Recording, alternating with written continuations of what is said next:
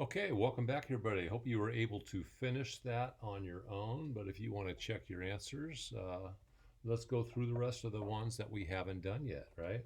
Uh, First off, the missing number, we left off, I was making that stem and leaf plot, and when I counted the numbers I wrote down versus the numbers in the book, I was short one. Well, what was I short? Oh, the very last one. I didn't get to the 90s. That 92 hadn't been copied over. I have them all now, okay? So now, as I make my leaves, right, uh, I cross these out. So I did the 12, I did the 17. The next one is 23. And since I put these in order, it'll make it much, much easier. Now I have a stem of 3 with a leaf of 4.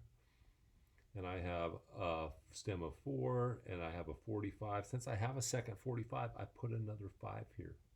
Now, I wish they did a better example of a stem and leaf plot that had more numbers, because on that first one in the teens, I had a 12 and a 17. I put the 2 here, 7 here. But sometimes you have a lot of numbers on that, a lot of leaves on that one stem. You sort of have to space it out and guess more. Where should I put that 7? How far over? How many numbers am I going to have to squeeze there, right?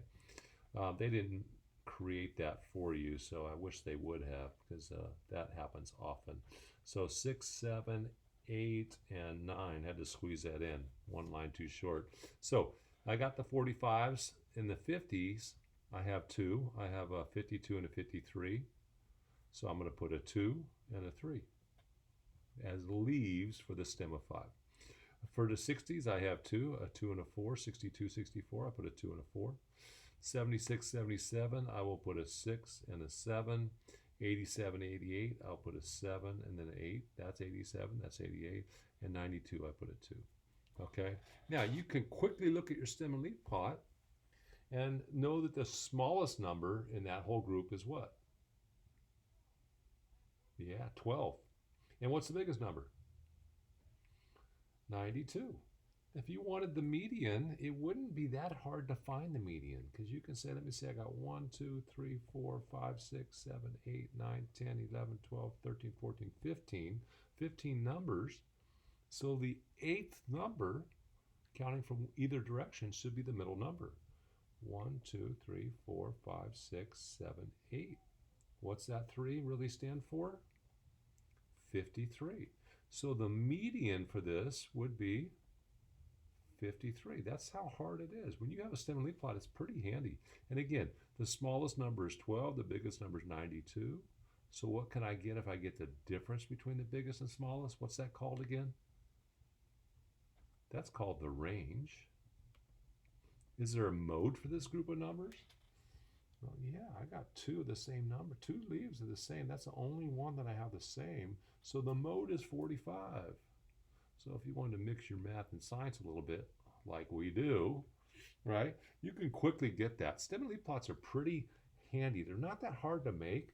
They're pretty handy when you're done on getting all sorts of different things you might want. I used to always make these when I graded quizzes and tests for my class.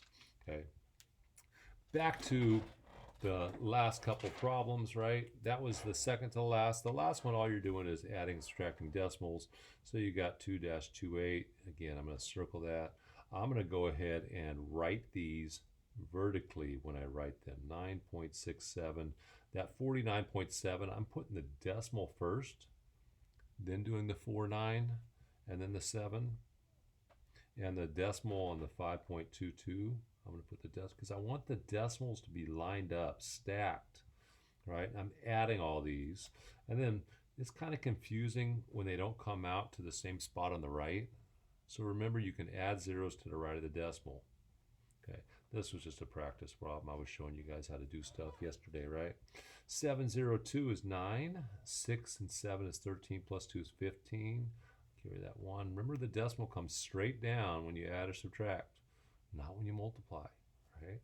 So I got 1 and 9 is 10, 19 and 5 is 24. I'm carrying a 2 this time. 64.59. And if I was a little bit worried, I'd just estimate. Say this is about 10, that's about 50, I'm up to 60, 65. That's a good estimate.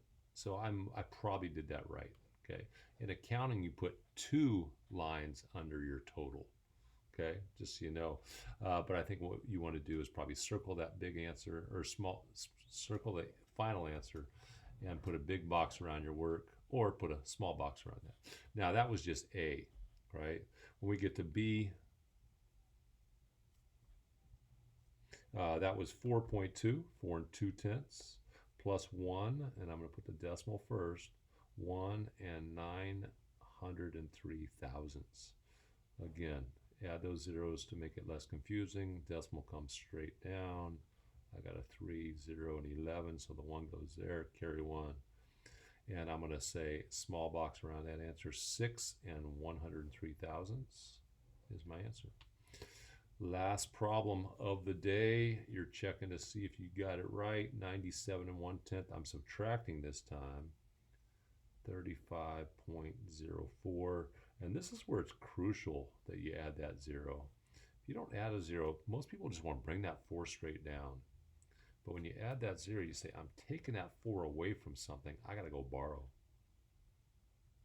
10 minus 4 is 6. 0 minus 0. Remember, the decimal comes straight down. Some people like to put the decimal down when they start. 7 minus 5 is 2. And so I got 62.06. Small box around my answer. Big box around all my work. All done. I hope you did well. And go get your con minutes done for the week, right? All right. Have a